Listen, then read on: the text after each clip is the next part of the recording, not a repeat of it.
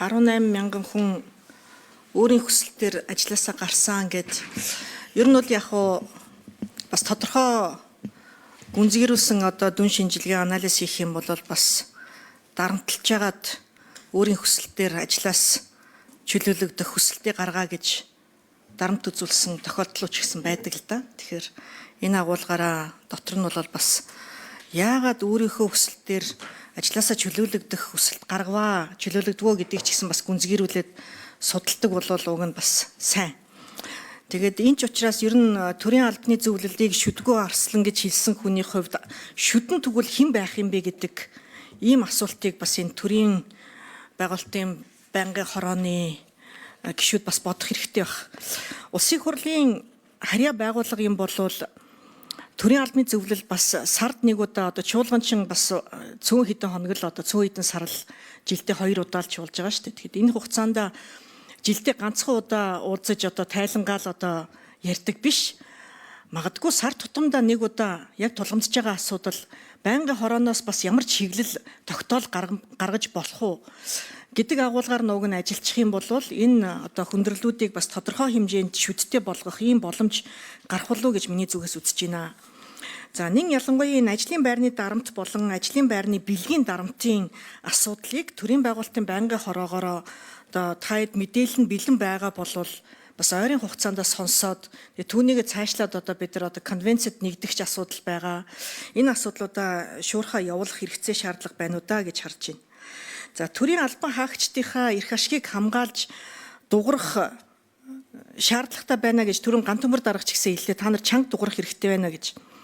Төрийн албаны юу гэдгийг хуулиар хамгаалагдсан байгаа зүйл заалтыг төсөв дагуулж төсвийн тодтгол дагуулж одоо тухайн одоо заалтыг 9-2 баха төрийн албаны хүчингү болгох ийм залтыг оруулж ирж байгаа шүү дээ. Түүнийг одоо анзаарч би одоо тухайд бараг л ганцаархнаа шахаа орилж байгаа л ёстой ийм юм байж болохгүй гэж одоо тухайн төсвийн тодтголыг дагаж орж ирсэн энэ хуулийг буцааж исэн.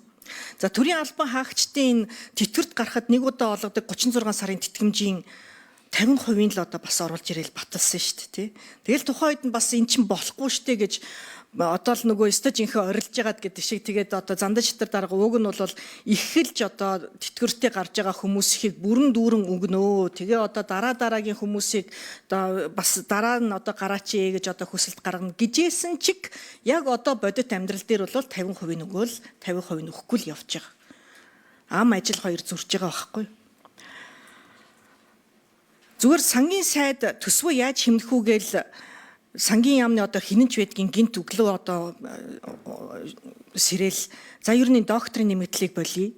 За ер нь тэр одоо бусад бүх нэмэгдлүүдийн 40% барья гэсэн ийм л юм оруулж ирж байгаа шүү дээ. Яаж ингэж ийм механик аргаар ингэж болдог вэ нэ? Төрийн албанд нэг хүрэхгүй хувь докторууд байх шүү дээ. Төрийн улс төрийн албанд 50 хэдхэн доктор. Гэх мэтчлэн ингээд төрийн албан хаагчдынхаа өмнөөс дуурж төрийн албан хаагчтай хамгаалдаг энэ одоо байгууллага хэрэгцээтэй байгаад байна. Тэгэхээр энийг бол төрийн албаны зөвлөл өөрөө хийж чадахгүй юм а гэхэд төрийн байгуулалтын байнгын хороондоо одоо бас мэдээллүүдийг өгч явмаар байна.